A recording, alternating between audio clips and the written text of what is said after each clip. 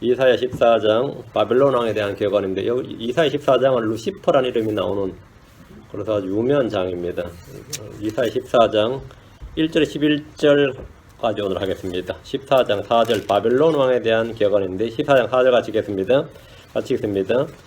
그때에 너는 바벨론 왕에 대하여 이 격언을 지어 이르기를 학대하던 자가 어찌 없어졌는가 황금의 도시가 어찌 없어졌는가 하라. 학대하던 자가 어찌 없어졌는가 학대하던 자 황금의 도시 학대하던 자는 적그리스도고요. 황금의 도시는 큰 바벨론입니다. 없어졌다. 예. 언제 없어졌어요? 예. 계시록 17장 18장에서 없어졌죠. 이제 계시록에 보면 큰 바벨론이 없어졌다 무너졌다 뭐 이렇게 이런 표현이 한 4-5번 나옵니다. 바벨론 왕에 대한 격언인데 오늘 잠깐 기도하고 시작합시다. 위대하시고 거룩하신 주 하나님 감사합니다. 주께서 이 시간 은혜와 복을 많이 주셔서 주의 영을 충만케 하시고 또 하나님의 말씀을 들을 때 듣는 귀를 주시고 또 보는 눈을 허락하시고 깨닫는 마음을 주시기를 원합니다. 아버지 저희 마음속에 말씀이 자유로운 행을 얻어 역사하게 하시고 우리의 본보기로 교훈으로 또 배움을 위하여 기록된 이 모든 말씀이 참 저희 가운데 효과적으로 살 수 있도록 도와주시고 또 은혜 많이 주셔서 저희가 늘 말씀에 젖어 살 수 있도록 말씀으로 충만한 삶을 살 수 있도록 복을 주십시오. 감사드리며 주의 성기도합니다. 아멘. 이사야 14장은 바벨론 왕에 대한 격언과 바벨론 왕이 예표하는 루시퍼에 대한 말씀으로 유명한 장입니다. 킹제임스 성경에 오 아침의 아들 루시퍼야 12절에 보면 오 아침의 아들 루시퍼야 이 말씀은 대부분 현대폰들에서 아침의 아들 계명성 계명성이란 말은 샛별 새벽별 아침의 아들 계명성으로 바꿔버림으로 루시퍼와 예수 그리스도를 같은 인물로 처리해버렸습니다. 샛별 새벽별은 예수 그리스도의 칭호입니다. 베드로후서 1장 19절에 우리에게는 더 확실한 대언의 말씀이 있으니 날이 있어야 샛별이 너 마음속에 떠오를 때까지 날이 있어야 샛별이 너희 마음속에 떠오를 때까지 너희가 어두운 곳에서 비치는 빛을 대하듯 이 말씀에 주의를 기울이는 것이 잘한 것이니라. 여기서 말하는 샛별은 데이스타입니다. 샛별 예수님이죠. 그 다음에 계시록 22장 16절에 나 예수는 내 천사를 보내어 교회들 앞에서 이것들을 너희에게 증언하게 하였노라. 나는 다윗의 뿌리요 후손이요 빛나는 새벽별이라 하시더라. 그러니까 나는 다윗의 뿌리 여기 보면 나는 다윗의 뿌리요 후손이요 다윗의 뿌리요 신성이죠. 후손이요 인성입니다. 새벽별이라 모닝스타 새벽별이라. 여기서 말한 새벽별은 모닝스타입니다. 그럼 창세기 14장 12절에 나오는 이 바벨론 왕은 아침의 아들 새벽별이 아니라 아침의 아들 루시퍼입니다. 아침의 아들 새벽별 아침의 아들 계명성하면 그건 뭡니까? 예수님 내버리니까 그건 말이 안 되죠. 아침의 아들 루시퍼입니다. 그런데 이 부분에는 적지 않은 논쟁이 있습니다. 사탄의 존재를 믿지 않는 자들은 여기서 말하는 루시퍼는 샛별이 맞다고 계속 주장을 하는 거예요. 한국 개혁성경 쓴 사람 계속 계명성이다. 계명성이라면 예수님 되잖아요. 그죠? 근데 어쨌든 간에 뭐 하여튼 계명성이라고 주장을 해요. 여기서 그러니까 이제 루시퍼라는 것이 사탄의 이름이 아니라 루시퍼라는 건 킹제임스 성경밖에 안 나옵니다. 어떤 성경에도 루시퍼라는 이름이 없어요. 루시퍼라는 것이 바벨론 왕의 별칭이다. 느부갓네살이라 이 말이죠. 바벨론 왕의 별칭이라는 주장인데 왜 그런가 하면 지금 이사야 13장 1절이 바벨론에 대한 엄중한 부담이라 했죠. 이사야 13장이 바벨론에 대한 것이었고 이사야 14장도 마찬가지로 4절에 보니까 바벨론 왕에 대하여 이 격언을 이랬죠. 바벨론 왕에 대하여 이 격언을 지어라. 그러니까 바벨론 왕에 관한 것이니까 당연히 14장 12절도 바벨론 왕에 관한 말씀이지 이렇게 된 거죠. 그럼 여기서 바벨론이 역사적으로 지금 완전히 망해버린 메데 페르시아 제국에 망해버린 그 바벨론이 아니고 이것이 신비의 큰 바벨론이다. 계시록 17장 18장에 나오는 바벨론이에요. 거기 바벨론 왕은 적그리스도죠. 그러니까 그게 마귀란 말이죠. 그 이야기인데 이게 이제 과거냐 미래냐예요. 과거로 놓으면 이건 느부갓네살이 되고 미래로 놓으면 이건 적그리스도가 되는 거죠. 사탄이 된단 말이죠. 성경에는 사탄을 예표하는 몇몇 왕이 있는데 처음 등장한 인물은 창세기의 구스의 아들 림롯입니다. 구스의 아들 림롯. 그리고 다음이 출애굽기에 나오는 이집트의 왕 파라오입니다. 에스겔서 29장 3절 뒤로 와서 에스겔서 29장 3절 자 사탄을 예표하는 왕 에스겔 29장 3절 말하여 이르기를 주 하나님이 같이 말하노라. 보라 이집트 왕 파라오야 내가 너를 대적하노라. 파라오야 이집트 왕 파라오야 하세요. 너는 내 강들 한가운데 누워있는 큰 용이라. 이 언더라인 파라오 큰 용이다. 큰 용은 그레이트 드래곤 하면 뭐죠? 큰 용 붉은 용 하면 옛뱀 사탄이죠. 너는 내 강들 한가운데 누워있는 큰 용이라. 내가 말하기를 내 강은 내 것이요 내가 나를 위해 그것을 만들어 놓으라 하였도다. 성경은 8월을 걸어서 강들 가운데 누워있는 큰 용이다 이렇게 말합니다. 큰 용은 사탄을 예표하는 짐승입니다. 파라오는 사탄처럼 이스라엘을 압제하고 죽였습니다. 그러나 정작 죽은 것은 자신입니다. 사탄은 여자의 씨를 멸하려 하지만 주의 지혜로는 멸망합니다. 다음은 파라오 다음은 뭐냐? 바벨론 왕입니다. 바벨론 왕 역시 사탄을 예표하는 왕입니다. 그는 유다를 침략해서 예루살렘을 파괴하고 유대인들을 포로로 사로잡았습니다. 이사야 14장에 말하는 이사야 14장에 나오는 이 바벨론 왕, 이사야 13장에서 나오는 그러니까 주의 날에 관한 것이었다. 그러니까 주의 날, 그 역사에서 나오는 느부갓네살은 주의 날하고 상관없죠. 지금 여기서는 주의 날에 관련된 것이다 말이에요. 이건 미래에 관한 것이다 말이죠. 이사야 14장에 나오는 바벨론 왕은 역사적으로 바벨론 왕이 아니라 미래에 일어날 바벨론 왕입니다. 그럼 미래에 바벨론 왕이 일어나느냐 이 말이죠. 적그리스도가 자신의 도성인 바벨론을 재건해서 바벨론 왕이 됩니다. 예수님은 재림하셔서 예루살렘을 자기 왕의 도성으로 삼고 적그리스도는 바벨론을 자기 도성으로 삼습니다. 자기 도성 신부로 삼는 거죠. 그의 이름이 뭐냐면 루시퍼입니다. 그의 이름이 뭐라고요? 루시퍼라고. 이사야 13장 1절에서 대언자 이사야는 바벨론에 대해 본 부당을 기록했는데 주의 날에 있을 일들을 말한 겁니다. 주의 날에 있을 일들을 분명히 말했습니다. 역사적으로 과거 이야기 아니에요. 주의 날들에 있을 일. 주의 날 하면 대환란, 그 다음 천년왕국, 그 후까지죠. 13장에서 이어지는 바벨론 왕에 대한 기록은 역시 역사적 사건이 아니라 주의 날에 있을 일들입니다. 미래 일입니다. 요걸 이제 정확히 잡아놔야 이제 해석이 가능하겠죠. 오늘 우리는 바벨론 왕에 대한 격언을 공부합니다. 여기서 격언이라고 보니까 프라벌브라는 잠언, 격언, 금언 이런 뜻인데 요 뜻이 한국말로 번역이 상당히 어렵습니다. 잠언, 격언, 금언인데 영어 프라벌브는 비유라는 뜻을 내포하고 있습니다. 비유라는 뜻을 내포하고 있어요. 한국말로 정확히 일치하는 단어가 요게 잠언, 격언, 금언과 플러스 비유라는 뜻을 딱 포함하는 한 단어를 제가 잘 발견하기 어려운데 그게 프라벌브입니다. 1절 본문을 보겠습니다. 1절 주께서 야곱에게 국류를 베푸시며 여전히 이스라엘을 택하사 그들을 그들의 땅에 두시리니 타국인들이 그들과 연합하여 야곱의 집에 붙으리라. 자, 타국인들이 그들과 연합하여 타국인들이 이스라엘과 연합한다. 이게 언제 이야기예요? 이건 천년왕국 때 이야기죠. 구약이나 신약이나 지금까지 지금 현재도 마찬가지인데 유대인과 타국인은 극과 극이에요. 극과 극이고 원수관계라고.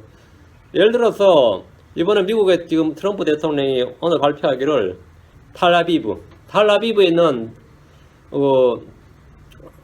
그거를 이제 예루살렘으로 옮긴다 그랬어요. 근데 그게 사실은 1965년도에 미국 법으로 통과된 법이에요. 1965년에 통과된 법이 2017년에 이제 실천이 된 거지.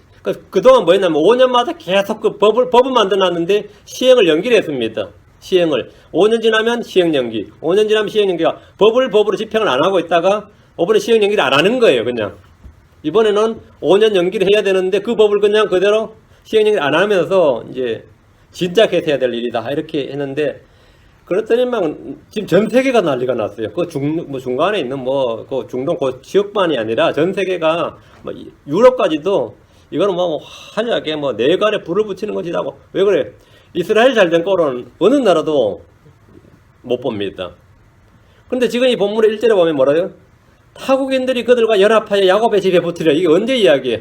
이건 과거 이야기는 될 수가 없습니다. 그리고 이건 절대로 과거로 해석해서는 안 된다 이 말입니다. 절대로 과거로 해석할 수가 없어요. 주께서 야곱에게 긍휼을 베푸시며 야곱 이스라엘이죠. 긍휼을 베푸시며 여전히 이스라엘을 택하사. 이 말은 뭐죠? 여전히 이스라엘 택하사. 버림받은 것 같았는데 주님께서 여전히 이스라엘 택하셨다 이 말이죠. 그들을 그들의 땅에 두시리니, 그러니까 전 세계에 흩어져 있다가 그들을 그들의 땅에 두시리니, 본토 회복이죠. 이것도 마찬가지로 미래 이야기죠. 타국인들이 그들과 연합하여 야곱의 집에 붙으리라. 이 구절은 주의 날 이스라엘에 관한 가장 위대한 약속이고 복된 소망입니다. 주께서 야곱에게 긍휼을 베푸시리라. 이 말씀은 야곱의 고난의 때에 진노와 경노를 쏟아부으시는 중에도 긍휼을 베푸신다는 말씀입니다. 여전히 이스라엘 택하사란 말씀은 이스라엘이 여전히 택함받은 민족, 택함받은 백성으로서 신분, 지위를 유지한다는 겁니다. 태속의 역사가들의 관심에서 볼 때, 그 관점에서 볼 때 주의 분노와 경노를 받을 때 이스라엘은 끊어진 것 같았고 버림받은 것 같았습니다. 바빌론 때 그렇게 됐죠. 근데 70년 만에 회복이 되더란 말이죠. 70년 만에 다시 본토로 돌아왔어요. 근데 이번에 로마에게 이 박살났을 때는 70년 만에 돌아온 게 아니라 이건 2000년이 걸렸어요. 거의 2000년이 걸렸단 말이죠. 그때는 사람들이 이스라엘은 한이 끝났다고 봤죠. 100년, 200년도 아니고 몇천 년이 걸려서 이스라엘이 전세에 흩어져 없는데 뭔 자기 나라를 회복하겠냐 이거죠. 근데 기적처럼 이게 나라가 다시 회복이 되더라 이거죠. 예루살렘의 성전이 불타고 주의 백성들이 포로 사로잡혀 갔을 때 그들은 그 땅과 그 백성들을 완전히 버림받은 것 같았습니다. 대언자 예레미야는 예레미야 7장 29절에 오 예루살렘아 너 내 머리털을 베어내버리고 높은 곳들에서 애가를 지으라. 주가 친히 진 너의 이 세대를 거절하고 버렸노라. 주가 친히 진 너의 이 세대를 거절하고 버렸노라 하였다. 그로부터 70년의 포로 생활이 끝나면 회복에 대한 약속이 함께 주어졌습니다. 느헤미야는 무너진 예루살렘을 재건한 후에 이렇게 말합니다. 느헤미야 9장 3절에서 느헤미야 9장 3절에 그럼에도 불구하고 주의 크신 긍휼로 인하여 주께서 그들을 진멸하지 아니하시며 버리지도 아니하셨사오니 주는 은혜로우시고 긍휼이 많으신 하나님이시니이다. 이스라엘은 버림받았다. 끝이 났다는 주장은 대체 신학의 기초가 됩니다. 교회가 영적 이스라엘이고 크리스천들이 영적 유대인으로서 구약의 이스라엘과 유대인들을 대체한다. 아니 구약의 이스라엘을 승계한다. 계승한다는 것입니다. 이스라엘에 주어진 약속과 복은 교회에게 넘겨졌다는 주장인데 이는 성경의 진리가 아니고 거짓말입니다. 그는 이스라엘에 주어진 약속과 복을 도둑질하는 거지. 교회와 이스라엘은 전혀 다른 부류입니다. 로마서 9장 6절 11장 1절 2절 왜 그 말이 거짓말이냐 이 말이. 우리가 영적 이스라엘 우리가 영적 유대인 이 말은 몽땅 거짓말이에요. 로마서 9장 6절 그러나 하나님의 말씀이 효력을 상실한 것 같지 아니하니 이는 이스라엘에게서 난 자들이 다 이스라엘이 아니요. 여기 보면 하나님의 말씀이 효력을 상실한 것 같지 아니하니 사도 바울이 볼 때 하나님의 말씀은 효력을 상실한 것 같지 않다 이 말이죠. 구약에 기록된 유대인들에 대한 약속이나 이스라엘에 관한 말씀은 효력이 상실된 것이 아닙니다. 교회로 대체되거나 개성된 것도 아닙니다. 주의 말씀은 성취될 때까지 효력이 상실되지 않습니다. 엑스프레이션 데이트가 없다 이 말이에요. 다음 11장 1절 2절 그러면 내가 말하노니 하나님께서 자신의 백성을 버리셨느냐? 유대인들을 버리셨느냐? 결코 그럴 수 없느니라. 나도 이스라엘 사람이요 아브라함의 씨에서 난 자여 베냐민 지파에 속한 자니라. 하나님께서 자신이 미리 아신 자신의 백성을 버리지 아니하셨나니. 하나님께서 버리지 아니하셨나니 이랬죠. 성경은 반복해서 하나님께서 자신의 백성 유대인들을 버리지 않았다고 말합니다. 그들이 전세에 흩어져 있던 짓밟히던 하나님은 버린 게 아니다 이 말입니다. 다시 1절 이사야 다시 와서 14절 그들을 그들의 땅에 두시리니 언제 하나님께 다시 데려오신다. 그들을 그들의 땅에 두시리니 타국인들이 그들과 연합하여 야곱의 집에 붙으리라. 타국인들이 그들과 연합하여 야곱의 집에 붙으리라. 율법에 따르면 유대인은 타국인 이방인과 연합해서는 안 됩니다. 그건 불법이에요. 유대인이 타국인과 결혼하든지 타국인과 연합하면 그건 불법이죠. 하나님 철저히 분리를 명하셨기 때문입니다. 반대로 이방인은 유대인들에 연합해도 됩니다. 유대인이 타국인과 연합하면 그건 안 돼요. 반면에 타국인은 유대인에 연합해도 돼요. 구약에서 타국인이 유대인에 연합한 내용은 아주 유명한 3명의 여인이 있는데 다말 라합 룻입니다. 다말 라합 룻이. 타국인이 유대인이 되는 방법은 할례를 받고 유대교로 개종하는 겁니다. 솔로몬 시대에 이 이스라엘 땅에 사는 타국인만 해도 한 4만 명 가까이 되었습니다. 그럼 이건 뭐냐면 이민자들이죠. 이스라엘 땅에 사는 타국인은 이민자예요. 그러니까 그 이민자들을 어떻게 할 것이냐 이 말이죠.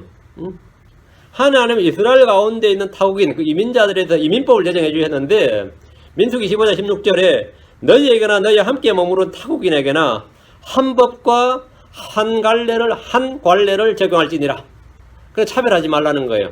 한 법과 한 관례를 적용할지니라. 이것이 유대 땅에 있는 타국인에 관한 법, 즉 이민법입니다. 이제 중요한 말. 너희와 함께 머무는 타국인입니다. 너희와 함께 머무는 국경 밖에 있는 뭐 이집트 사람이나 바빌론 사람은 해당 사항 없고 너희와 함께 머무는 가나안 땅, 이스라엘 땅 안에 있는 타국인에게 한 법과 한 관례를 그 이스라엘 땅에 살려면 자신이 원튼 원치 않든 안식일 지켜야 돼요.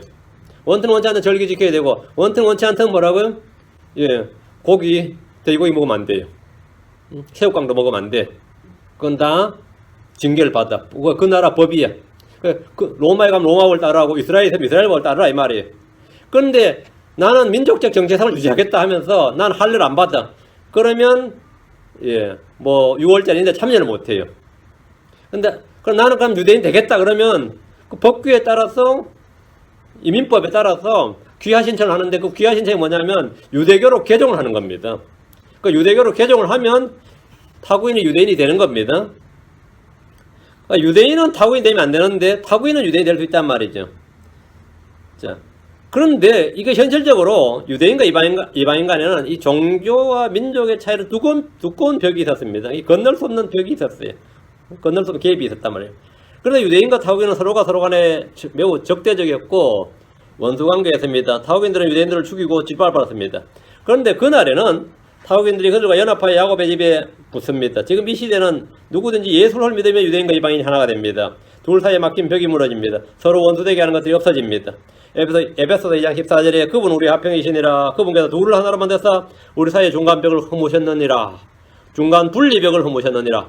이 말이 뭐냐면 예수로 말미암아서 유대인과 이방인 차별이 없어진 거죠. 벽이 허물어졌단 말이죠. 그 둘을 하나로 만드사 다 크리스천 새로운 창조물로 만드셔서 우리 사이의 중간벽을 허무셨느니라. 분리벽을 허무셨느니라. 이것은 그리스도 안에서 가능한 일입니다. 천년왕국에서는 이방인들이 주와 연합해서 하나의 백성이 됩니다. 이때 이스라엘의 민족들이 머리가 됩니다. 거룩한 민족 제사장 왕고로 세움받은 겁니다. 스가랴 2장 11절 뒤로 와서 스가랴 2장 8장 스가랴 2장 11절 그날에 그러니까 지금 아니고 교회 시대 아니에요. 그날에 주의 날에만 이게 천년왕국 때죠. 그날에 많은 민족들이 주와 연합하여 여보세요. 그날에 많은 민족들이 주와 연합하여 내 백성이 될 것이요 나는 내 한가운데 가리니 그리하면 만군의 주께서 나를 내게 보내주는 줄 내가 알리라. 이것은 천년왕국에서 유대인과 이방인의 연합입니다. 한 구절로 보겠습니다. 이러다 8장으로 갑니다. 8장 22절 23절 스가랴 8장 22절 23절 차후로 많은 백성들과 강한 민족들이 와서 예루살렘에서 만군의 주를 찾고 주 앞에서 기도하리라. 그런데 천년왕국의 성전은 뭡니까? 백성들이 기도하는 집, 만 백성이 기도하는 집 되는 거죠. 만군의 주가 이같이 말하노라. 그날들에는 민족들이 모두 어느 중에서 10사람이 나와서 붙들되 곧 유대인인 사람이 옷자를 붙들고 말하기를 우리가 너희와 함께 가려 하노니 하나님께서 너희와 함께 하시면 우리가 들었노라 하리라 하시니라. 그러니까 이 사람들이 유대인과 밀착한단 말이에요. 10사람이 유대인 한 사람 붙들고 함께 가자는 거야. 함께 가자. 하나님 너희와 함께 계시기 때문에 너희 그 예루살렘에 계시기 때문에 같이 가자 이거예요. 바로 지금 이게 2절에 나오는 말씀이 1절에 나오는 말씀이 1절에 지금 이사야 14절 1절에 이것은 분명히 미래적 사건이죠. 자, 2절 백성이 그들을 취하여 자기 처소로 내려오리니 이스라엘의 집이 주의 땅에서 그들을 소유하여 남종과 여종을 삼켰고 전에 자기들 포로 사로잡은 자들 포로 사로잡으며 자기들을 학대하던 자들을 다스리라. 자, 유대인들은 지금까지 타국인들의 종이 되었고 짓밟혔는데 이때 그날에는 어떻게 되는 거예요? 그들을 소유해서 남종과 여종으로 삼습니다. 전에 자기들 포로 사로잡은 자들을 포로로 사로잡고 자기를 학대하던 자들을 다스리게 됩니다. 유대 땅에서 타국인들은 유대인들을 위해 일하는 일꾼이고 섬기는 자들이 되는데 출애굽기 19장 5절 6절이 성취되는 순간입니다.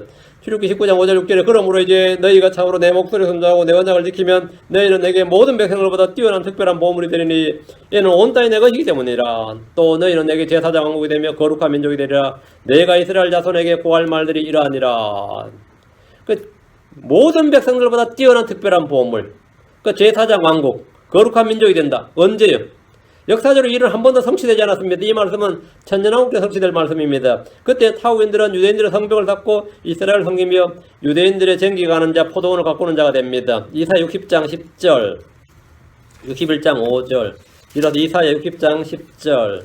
그때에 언제? 천년왕국 주의 날, 천년왕국에 타국인들의 아들들이 내 성벽을 닫고 그들의 왕들이 너를 섬기려니 이는 내가 진노하여 너를 쳤으나 내 호의로 내게 긍휼을 베풀었기 때문이니라. 타국인들이 와서 이스라엘 성벽을 쌓아주더라는 거죠. 그리고 쟁기를 갈아요. 양떼를 먹이고 완전히 뭐가 된 거죠? 61장 5절 타국인들은 서서 너희 양떼를 먹이고 외국인들의 아들들은 너희의 쟁기 가는 자와 포도원 가꾸는 자가 되려니와. 유대인이 완전 1등심이 되는 거죠. 타국인들이 2등심이 된 거죠. 전 세계 모든 민족들이 주께 경배하러 오며 예물을 가져옵니다. 자, 다시 이사야 14장 3절. 그날에 했으니까 이것도 당연히 주의 날이죠. 그날에 주께서 내게 안식을 주사 내 슬픔과 내 두려움과 심한 속박에서 벗어나게 하시리니 내가 그 속에서 섬기는 자가 되었느니라. 요 말이 좀 꼬이죠. 심한 속박에서 벗어났는데 또 섬기는 자가 된다 그러면 말이 꼬여요, 안 꼬여요? 한국말 좀 꼬이죠. 예, 뒤에 내가 그 속에서 섬기는 자가 되었느니라 이거를 앞으로 당게 됩니다. 그날에 주께서 내게 안식을 주사 내가 그 속에서 섬기는 자가 되었던 내 슬픔과 내 두려움과 심한 속박에서 벗어나게 하시리라. 이래야 됩니다. 이게 지금 수식관계를 거꾸로 해놔가지고 말이 꼬였습니다. 그날이라고 하면 주의 날을 말하고 대환란이 끝나고 천년왕국 시점입니다. 야곱의 고난에서 경로를 돋아고 회단 주께서 이스라엘에게 안식을 주십니다. 이스라엘은 슬픔과 두려움과 심한 속박에서 벗어나게 하십니다. 내가 그 속에서 섬기는 자가 되었느니라. 이 부분은 앞부분을 수식하는 말로 번역하고 해석해야 됩니다. 그날에 주께서 내게 안식을 주사 내가 그 속에서 섬기게 되었던 내 두려움과 심한 속박에서 벗어나게 하시리라. 이래 됩니다. 이게 정확한 번역입니다. 이스라엘은 전에 이집트를 섬겼고 아시리아를 섬겼고 바빌론을 섬겼습니다. 그렇죠? 대환란 때는 적그리스도와 거짓된 자 큰 바빌론의 속박을 받습니다. 또 섬기게 됐죠. 그때 겪었던 슬픔과 두려움과 심한 속박에서 벗어나 안식을 주신다 이 말씀입니다. 이제 이스라엘은 다시는 두려워하거나 슬픔과 놀랄 일이 없습니다. 무거운 짐도 없습니다. 천년왕국은 안식과 평화의 때입니다. 뒤로 와서 예레미야로 합니다. 46장 27절 28절 예레미야 46장 27절 28절 오 내 종 야곱아 그러나 너는 두려워하지 말라. 오 이스라엘아 놀라지 말라. 보라 내가 너를 먼 곳에서부터 구원하며 내 씨를 그들의 포로된 땅에서 구원하리니 야곱이 돌아와 안식하며 편안히 갈 것이요 아무도 그를 두렵게 하지 못하리라. 주가 말하노라. 오 내 종 야곱아 너는 두려워하지 말라. 내가 너와 함께 하느니라. 내가 너를 쫓아 내가 함께 가게 한 모든 민족들 완전히 끝을 낼지라도 언제요? 대환란 때 끝을 내죠? 너는 완전히 끝을 내지 아니하리라. 그러나 내가 적절히 너를 바로잡을 것이요 전혀 벌하지 않는 채 두진 아니하리라. 전혀 벌하지 않는 채 두진 아니하리라. 그 야곱의 고난을 통해서 징계를 받죠. 그 의와 화평이 넘치는 왕국에서 참된 안식을 누리게 되는데 무려 1000년 동안이나 그 안식이 1000년 동안에 지속됩니다. 이게 천년왕국입니다. 숲의 짐승들과 강과 바다와 풀과 나무들도 안식을 누립니다.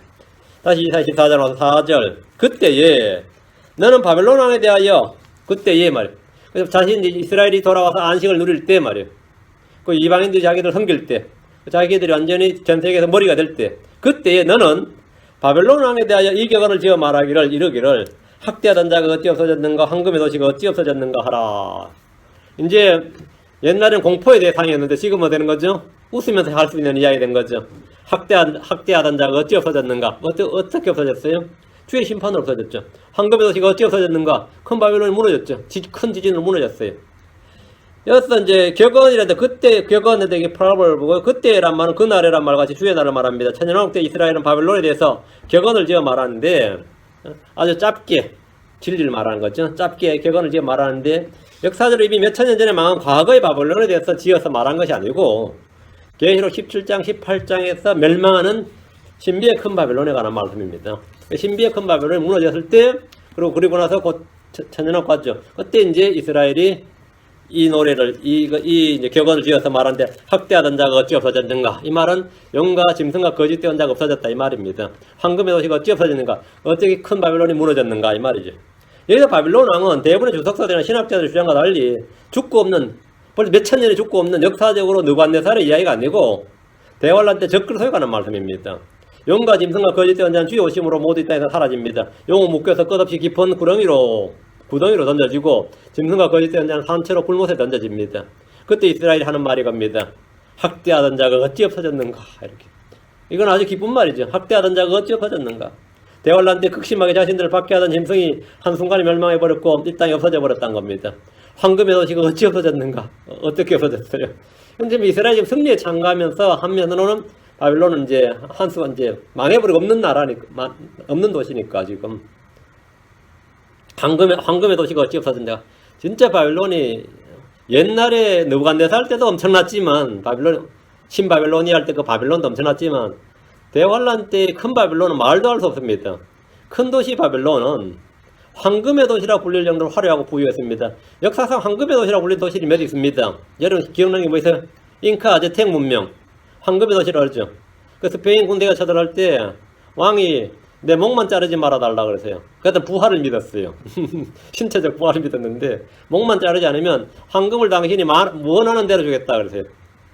그러니까 그 스페인 군대가 오니까 이런 건물이 있으면 황금 이만큼 다 채워주겠다 그러세요. 선을 쭉 끄면서 황금이 얼마나 많았는지 황금 이만큼 채워주겠다. 완전 그 황금의 도시라 그러죠. 여러분이 알지 모르겠지만 요즘 최근에 발견된 본래는 전설의 도시로 알려졌는데 실제 실존하는 아마존의 엘도라도 그것이 영화로도 만들어진 황금의 도시라는 황금의 도시. 그러나 아마 한국 사람이 잘 모르는 도시 하나가 있는데 진짜 황금의 도시라고 불리는 도시가 있습니다. 신라시대의 경주입니다. 경주가 여러분 황금의 도시라고 불렸다는 사실을 아는 분이 잘 없을 겁니다. 8세기에 세계 4대 도시를 꼽는데 8세기 세계 4대 도시가 동로마의 콘스탄티노플이에요. 그리고 중국의 장안성입니다. 그리고 고대 메소포타미아의 바그다드, 다음에 신라의 경주입니다. 역사적으로 신라의 경주가 8세기 4대 도시였어요. 중세 아랍 사람들에게 두 개의 이상향이 있는데 그들의 기록에 따르면, 그들 역사의 기록에 따르면 하나는 서방의 신비의 섬 아틀란티스고 다른 하나는 동방의 신라였다 그랬어요. 아랍권의 지리서에 보면 신라의 수도 경주에는 황금이 지천에 깔려있고 가옥은 금으로 수놓은 천으로 단장하고 금제식기를 쓰면 개의 사슬도 금으로 만들었다. 이렇게 그 나라 사람들 그렇게 알고 있었습니다. 그래서 이 무슬림들이 이 경주만 가면 돌아올 생각을 하지 않는다. 그러니까 무슬림이 한국에 얼마나 빨리 도착한지 알겠죠. 거기 그 기록에, 그 페르시아 기록에 우리 동료들이, 동포들이 이거 보내기만 하면, 신라에서 가기만 하면 돌아올 생각을 안 한다. 그래서 정착해버린다. 이거죠. 성경에서 말하는 황금의 도시는 뭐냐? 이거는 우리가 말이고, 성경에서 말하는 황금의 도시는 큰 바빌론입니다. 고대 바빌론도 엄청난 도시였지만 앞으로 세워질 큰 바빌론은 상상을 초월하는 황금의 도시 그 자체의 화려함으로 넘칩니다. 한번 보시죠. 계시록 17장 4절, 18장 3절. 이 도시가 황금의 도시란 말이 실감날 겁니다. 계시록 17장 4절. 전 세계의 부와 재물이 다 여기 집중됩니다. 계시록 17장 4절. 그 여자가 누냐 큰 바빌론입니다. 큰 바빌론은 자주색옷과 주홍색 옷을 차려입었고 금과 보석들과 진주들로 꾸몄으며, 큰 바빌론이 뭐로 꾸몄다고요? 예, 금과 보석들과 진주들로 꾸몄으며 가지한 것들과 자기 음행으로 인한 더러운 것으로 가득한 금잔을 손에 가졌더라. 저 뒤에 가지한 것들과 자기 음행으로 인한 더러운 것으로 가득한 금잔, 이건 이제 영적인 것이고요. 금과 보석과 진주들로 꾸몄다. 황금의 도시라 불리는 이유가 이겁니다. 18장 3절. 계시록 18장 3절. 모든 민족들이 그녀의 음행으로, 모든 민족, 그녀는 바빌론입니다. 모든 민족들이 큰 바빌론 음행으로 인한 진노의 포도주를 마셨고 또 땅의 왕들이 그녀와 음행하였으며 땅의 상인들도 그녀의 넘치는 사치로, 여기 뭐 그녀의 넘치는 사치, 큰 바빌론의 넘치는 사치로 말미암아 치부하였도다. 그 넘치는 사치였죠. 큰 바빌론을 할애하는 온 땅의 상인들이 증언했습니다. 18절 6절 7절. 이르되 가엾도다 저 큰 도시여, 그녀가 큰 바빌론이며 고운 아마포와 자주색 옷감과 주홍색 옷감으로 옷 입고, 너무 화려한 거죠. 금과 보석과 진주로 꾸몄는데 그렇게 많던 재물이 한 시간 내에 없어지게 되었도다. 큰 바빌론이 왜 황금의 도시라고 불렸는지 알겠죠.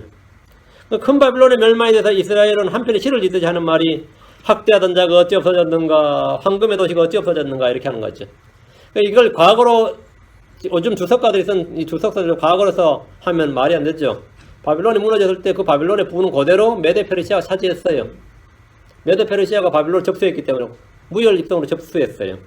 그대로 접수했기 때문에 이거는 없어졌는가, 이거 말이 전혀 안 되죠. 다 미래 이야기죠. 이 구절 역사적으로 느부갓네살의 바빌론을 제공해서 해석한 학자들이 굉장히 많습니다. 그리고 설교자들도 그렇게 해석해서 한편의 설교가 돼요. 듣는 사람들 들으면 또 뭐 은혜 받고 고개 끄덕끄덕 그러는데 그는 그냥 거짓말이에요. 바빌론 포로 잡혀갔던 유대인들은 바빌론이 멸망하고 이런 격언을 지어 부르지 않았습니다. 왜? 바빌론 멸망하고 나서 그들은 여전히 메데 페르시아의 종이었어요. 페르시아 고레스 왕이 지배해서 비로소 돌아가라 한 층에 떨어졌기 때문에 이런 황금의 도시가 어찌 없어졌는가 이런 걸 부를 이유가 없죠. 다니엘도 이런 노래 안 불렀어요. 이건 과거 이야기 아닙니다.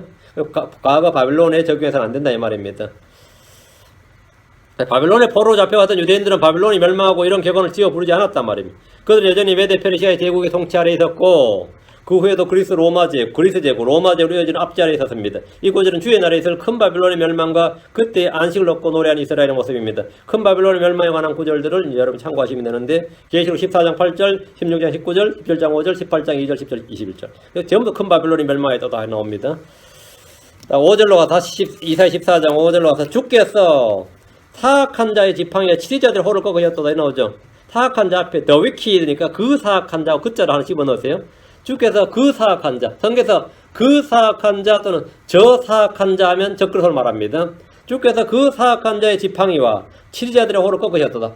그 사악한 자란 말은 사탄 적그리스도를 말하고 치리자들의 호라면 열왕들, 적그리스도 연합한 동조한 왕들, 치리자들의 홀을 꺾고 계셨다. 홀이 뭐냐면 왕의 지휘봉이 홀입니다. 왕이 지시를 내릴 때 쓰는 왕의 지휘봉. 그러니까 홀을 꺾고 계셨다 하면 왕권을 꺾었다 이 말입니다. 열왕도 다 망하죠. 주께서 그 사악한 자의 지팡이와 치리자들의 홀을 꺾으셨다. 그 사악한 자란 말은 사탄, 적그리스도를 일컫는 말이고요.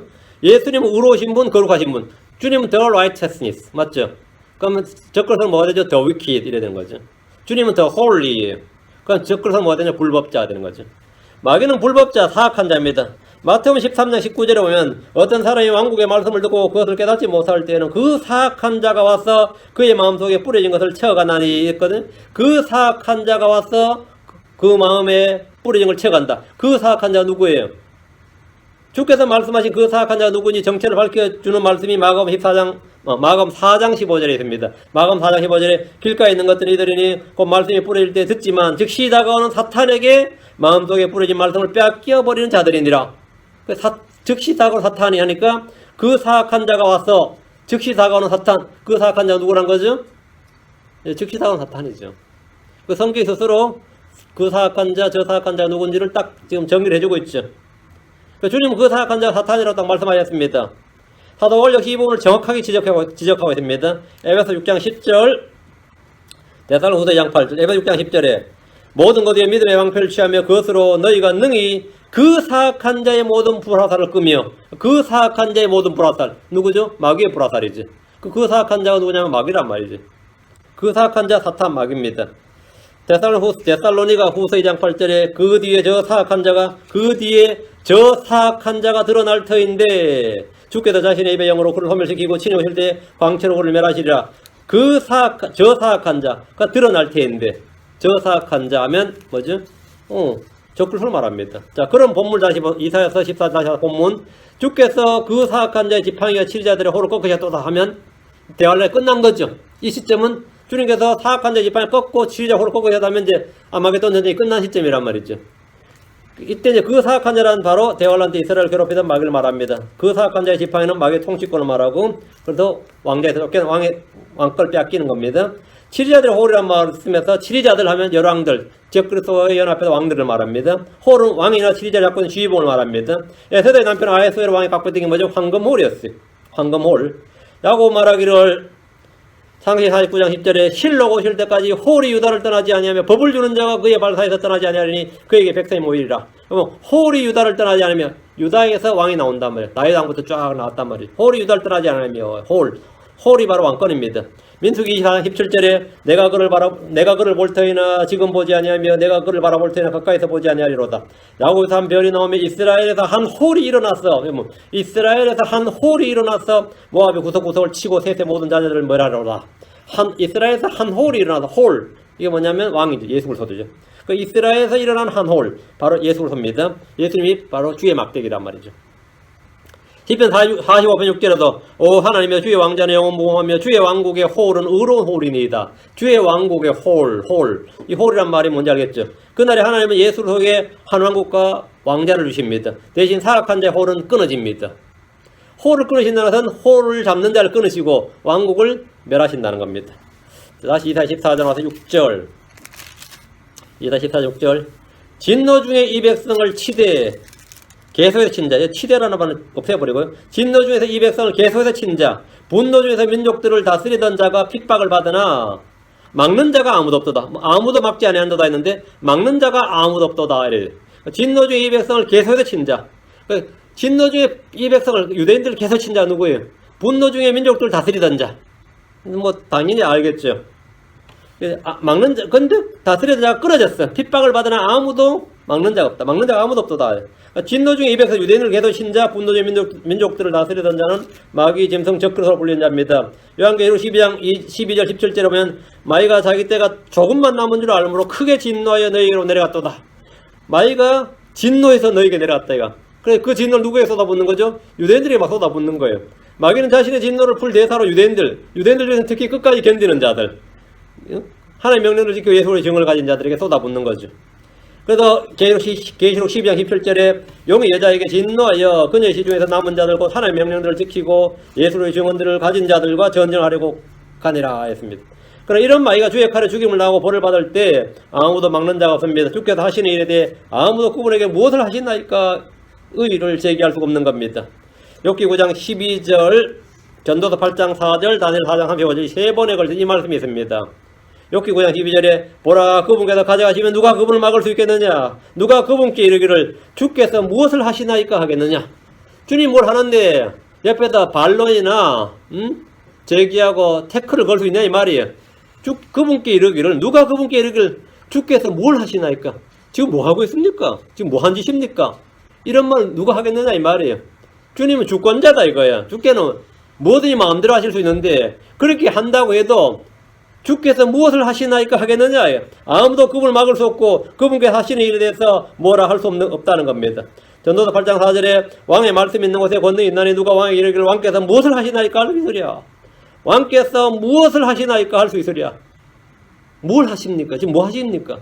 왕들의 왕이신 주님께서 하시는 일에 누가 그분께 왕께서 무엇을 하시나이까 라며 반론을 제기하거나 따질 수 없다는 말입니다. 주님은 무엇이든지 자신의 뜻대로 행하시는 분입니다. 다니엘 4장 35절에 그분께서는 땅의 모든 거주민을 아무것도 아닌 것을 여기시며 하늘의 군대 안에서든지 땅의 거주민들 가운데서든지 자신의 뜻대로 행하시나니 아무도 그분의 손을 멈추게 하거나 그분께 이르기를 당신이 무엇을 하시나이까 하지 못하리라. 주님께서 뭐라고요? 자신의 뜻대로 행하시나니 하늘에서든지 땅에서든지 자신의 뜻대로 행하시는데 아무도 그분의 손을 멈추게 하거나 그분께 이르기를 당신이 무엇을 하시나이까 하지 못하리라 합니다. 용과 짐승 거짓된 자가 징벌을 받을 때 아무도 막는 자가 없습니다. 주의 성도들은 주께서 원수 갚아주신 것을 기뻐하며 땅의 사람들은 역시 민족들을 미혹하고 잘못하게 하던 자들의 죽음을 기뻐합니다. 다시 이사야 14장 7절 이사야 14장 7절 온 땅이 안식을 누리며 언제죠? 천년왕국이죠. 온 땅이 안식을 누리며 조용하니 그들이 소리내어 노래하는도다. 야곱의 고난의 날이 끝났습니다. 용과 짐승과 거짓된 자는 더 이상 이 땅에 없습니다. 용은 잡혀다 끝없이 깊은 구덩이로 들어갔고 짐승과 거짓된 자는 잡혀다 불호수에 있습니다. 온 땅이 안식을 누리고 조용합니다. 더 이상 전쟁의 소리가 없습니다. 계시록 19장 20절에 짐승이 잡히고 또 그 앞에서 기적들을 행하던 거짓된 자도 그와 함께 잡혔는데 그런 짐승의 표를 받은 자들과 그 형상에게 경배하던 자들을 기적들로 속이던 자더라. 이 둘이 산채로 유황으로 불타는 불호수에 던져졌더라. 이 땅에는 더 이상 고통을 울부짖는 자도 없습니다. 슬픔으로 부르짖는 자도 없습니다. 주께서 친히 통치하는 시대가 되었고 땅에는 공평과 정의가 넘칩니다. 주의 평화와 안식이 땅과 모든 창조물들에게 임합니다. 주의 영광과 주를 아는 지식이 모든 사람에 넘치게 됩니다. 이사야 11장 9절에 그것들이 내 거룩한 산 모든 곳에서 상하게 하거나 멸하지 아니하리니 이는 물들이 바다를 넘는 같이 주를 아는 지식이 땅에 충만할 것이기 때문이라. 이것이 진정 안식과 평화입니다. 하박국 2장 14절에서 물들이 바다를 넘는 같이 주의 영광을 아는 지식이 땅에 가득하려다 했습니다. 사람들은 소리내어 노래하는데 이 노래는 기쁨의 노래고 주를 찬양하는 노래입니다. 이사야 14장 8절 참으로 전나무와 레바논의 백향목도 너로 인해 기뻐하며 이르기를 내가 밑에 누워선지 우리를 치려고 올라와 베어가는 자가 전혀 없다 하는도다. 잘 보세요. 전나무 레바논의 백향목은 주의 오심 하나님 아들들의 오심을 기다리고 있습니다. 피조물들이 창조물들이 주를 더 많이 기다려요. 하나님 아들이 나타나길 기다린다 그죠. 로마서 8장 19절에 창조물이 간절히 기대하며 기다리는 바는 하나님 아들들이 나타난 것이니라. 주의 제 이름으로 성도들이 땅에 오는 거죠. 주의 천사들도 오고 하나님 성도들이 하나님 아들들이다. 하나님 아들들이 나타나는 것이니라. 이들은 이 세상에 계신 공중권세 잡은 통치자인 사탄의 결박과 짐승과 거짓된 자의 멸망을 기뻐합니다. 사람들 못지않게 자연세계는 이 일을 기뻐하고 즐거워합니다. 자, 시편으로 가서 96편 11절 13절 시편에서 한 96편 98편 두 구절 보세요. 시편 96편 11절 13절 자연세계가 얼마나 이 주의 오심을 기뻐하느냐 하면 시편 96편 11절 13절 하늘들은 기뻐하고 땅은 즐거워하며 바다와 거기에 충만한 것을 외치고 들판과 그 안에 있는 모든 것들은 기뻐할지어다. 그때 숲속의 모든 나무가 기뻐하되 주 앞에서 기뻐하리니 이는 그분께서 오시되 친히 땅을 심판하러 오시기 때문이로다. 그분께서 의로 세상을 심판하시며 자신의 진리로 백성들을 심판하시로다. 숲의 나무들이 막 뭐한다고요? 숲속의 모든 나무가 기뻐한다. 주 앞에서 기뻐한다잖아요.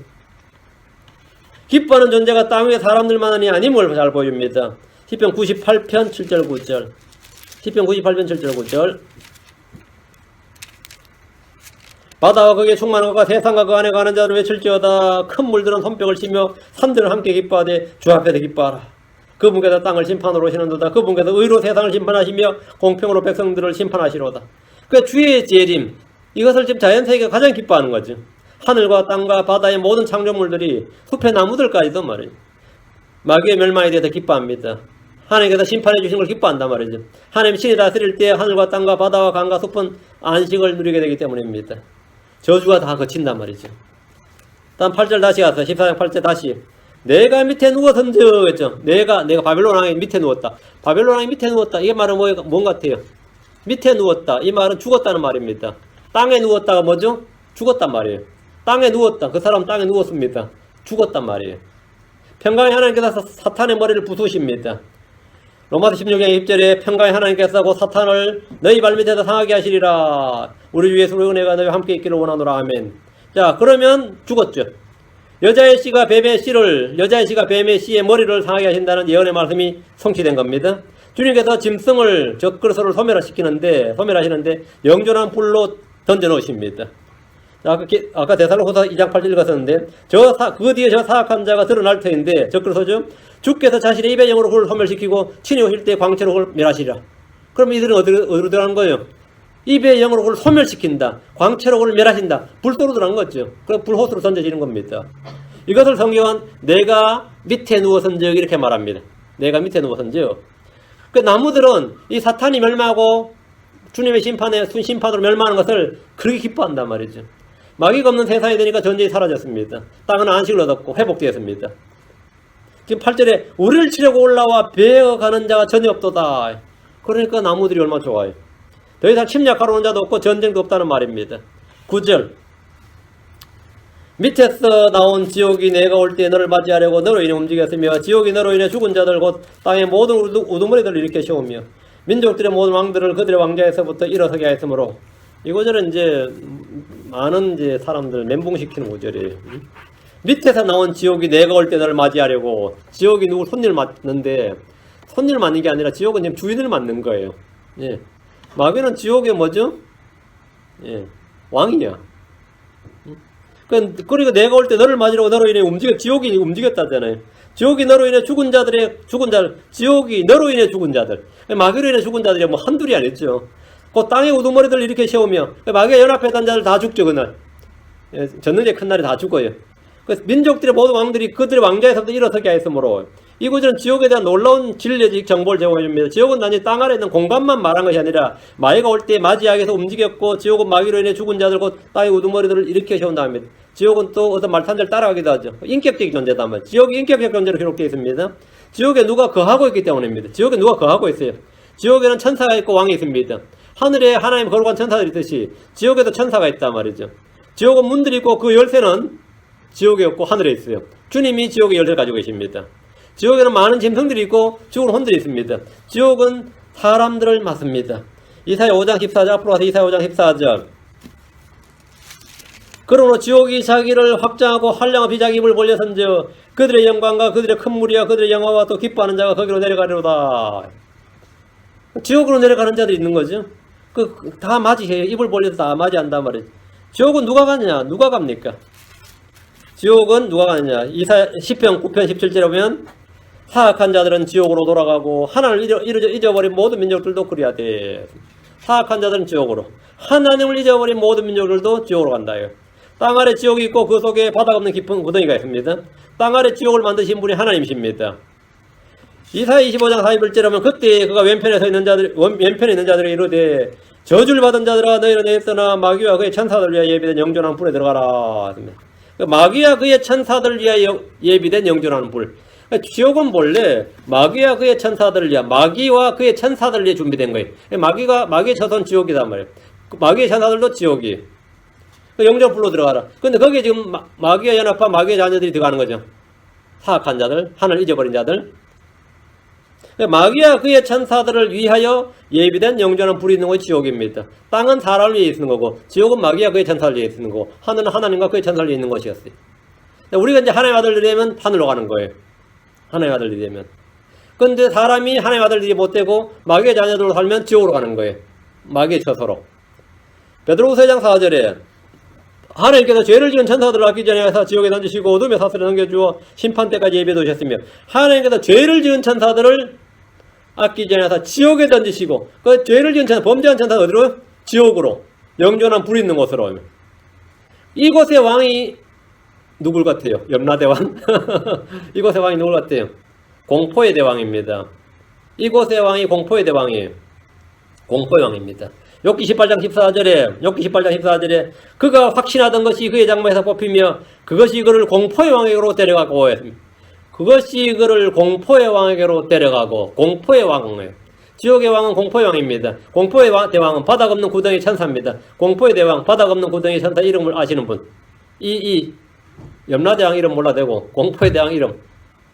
바닥 없는 구덩이 천사 아바돈입니다. 히브리어는 아바돈, 헬라어는 아폴리온입니다.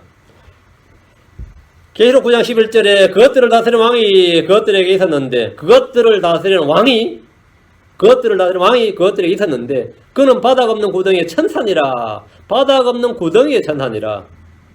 그의 이름은 히브리 말로는 아바돈이니라. 그 그리스 말로는 아폴론이니라. 히브리어로는 아바돈이나 그리스 말로는 아폴리온. 가룟 유다가 이곳의 왕입니다. 가룟 유다가. 계시록 17장 8절 갑니다. 계시록 17장 8절. 계시록 17장 8절. 내가 본 그 짐승은 전에 있었다가 지금 없으나 전에 있었어요. 지금 없어요. 앞으로 바닥 없는 구덩이에서 올라와 멸망으로 들어갈지 아니라. 땅에 거하는 자들도 세상의 장관의 이후로 이름이 생명책에 기록되지 않는 자들이 전에 있었다가 지금 없으나 여전히 있는 그 짐승을 보고 놀라리라. 내가 본 그 짐승은 전에 있었다가 지금은 없으나 전에 있었어요. 언제요? 예수님 같이 공생의 사역 했죠. 지금 없으나 죽어서 자기 처소로 갔습니다. 없죠. 앞으로 바다 없는 구덩이에서 올라온단 말이죠. 앞으로 바다 언제 대환란 때 바다에서 올라오는 짐승이 있죠. 바다 없는 구덩이에서 올라오는데 근데 그 바다 없는 구덩이에서 올라오면 땅은 바다였어요. 그 올라와 지중해였어요. 그죠? 그 올라와서 다음에 언제 멸망 들어간다고요? 대환란 끝날 때 멸망 들어간다고요. 그러니까 이게 누구냐 이게? 응?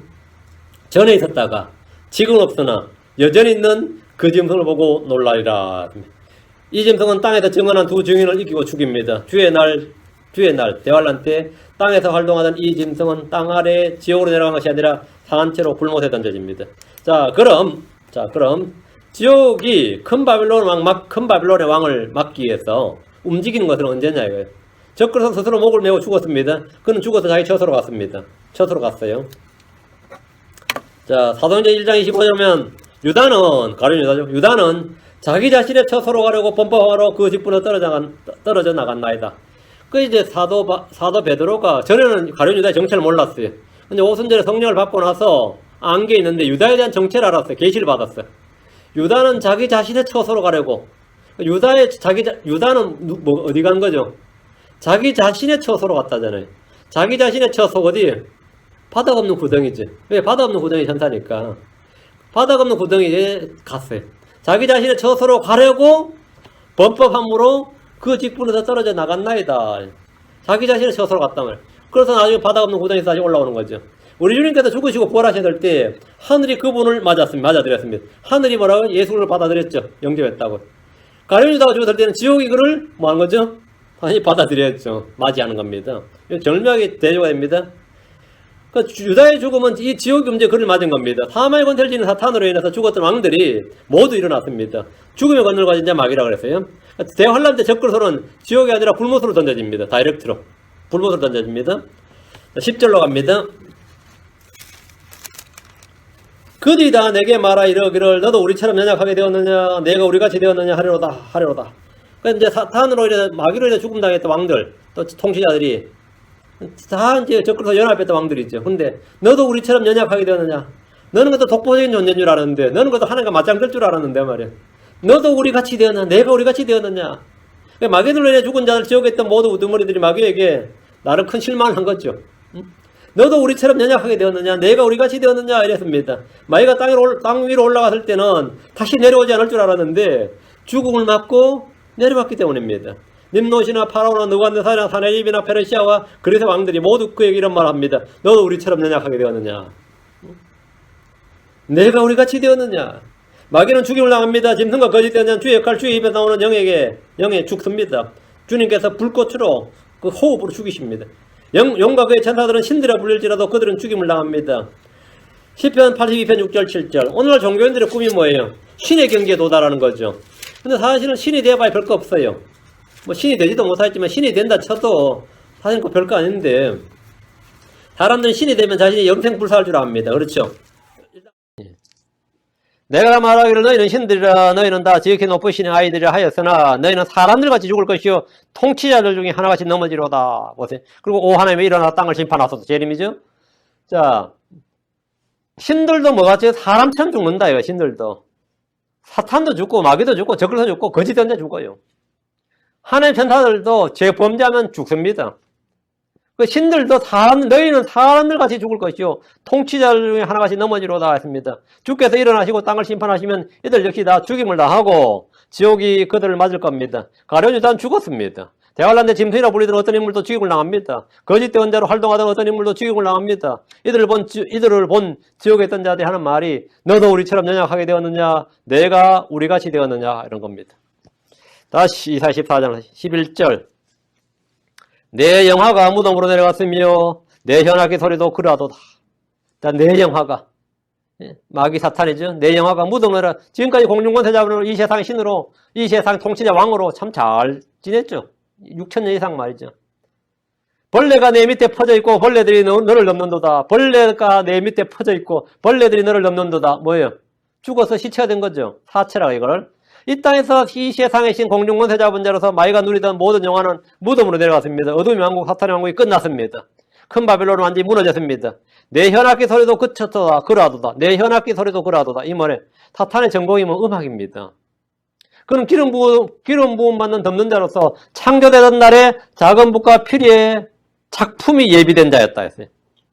에스겔 28장에 보면 사탄이 나와요. 에스겔 28장 13절에 내가 하나님의 동산 에덴에 있었는데 모든 보석과 송보석과 황옥과 다이아몬드 녹주석과 줄마노와 벽옥과 사파이어와 에메랄드 석류석과 금이 너를 덮었고 내가 창조되던 날에 내 안에 내 작은 부가 내 피리의 작품이 예비되었도다 이랬죠. 그에게 더 이상 현악기 소리는 없습니다. 이 땅에 넘치도록 울려 퍼지는 사탄의 음악이 모두 사라집니다. 자, 벌레가 내 밑에 퍼져 있고 벌레들이 너를 넘는도다 하였죠. 무덤에 있는 벌레들은 사람들의 목을 먹습니다. 지옥에 있는 벌레들, 불호수에 있는 벌레들입니다. 지옥이나 불호수에 무슨 벌레가 있나 싶겠죠. 어떻게 생각하세요? 그건 내가 정확하게 지옥을 안 가봤으니 모르겠고 지옥에 벌레가 있고 불호수에 벌레가 있는데 벌레가 내 밑에 퍼져 있고 벌레들이 너를 덮는도다 했다네. 불에 타는 그들의 혼이 벌레처럼 되는 겁니다. 죄인이나 지옥에 떨어질 때의 모습, 사람의 모습이 벌레입니다. 욥기 25장 6절에 하물며 벌레인 사람이야 어떠하겠느냐. 벌레인 사람의 아들이 어떠하겠느냐. 벌레인 사람의 아들. 이 말이 뭐냐면 지옥에 떨어지는 사람은 벌레다 이거예요. 벌레인 사람, 이건 지옥에 가는 사람이 벌레에 불과하다는 겁니다. 하늘에 올라가는 사람은 하나님의 천사같이 되고 지옥으로 내려가는 사람은 벌레처럼 된다. 우리는 하나님의 아들의 형상과 일치합니다. 주님 십자가 위에서 그러나 나는 벌레요 사람이 아니오니 사람들의 비방거리요 백성이 멸시거리니이다. 나는 벌레요 사람이 아니오니. 주님께서 인류의 죄를 짊어지시고 사람들의 죄를 짊어지시고 지옥 왔다. 나는 벌레요.